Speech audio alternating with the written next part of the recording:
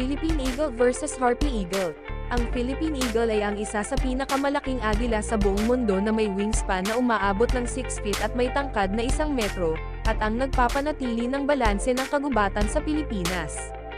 Mayroon itong koro ng hawig sa ulo, at endemic o tanging sa Pilipinas lamang sila matatagpuan. Samantala ang Harpy Eagle ay matatagpuan lamang sa rainforest ng Mexico at iba pang mga bansa.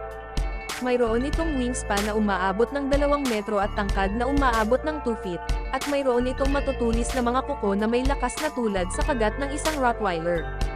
Sa pagkakapareho, ang mga agila na ito ay importanteng bahagi ng ecosystem dahil sila ay mga predator na siyang nagpapanatili ng balanse sa kanilang natural na tirahan, ngunit sa kasamaang palad, sila'y humaharap sa matinding panganib, dulot ng pagkasira ng kanilang tirahan, dahil sa labis na pagputol ng mga puno, at iba't iba pang mga mapanirang aktibidad.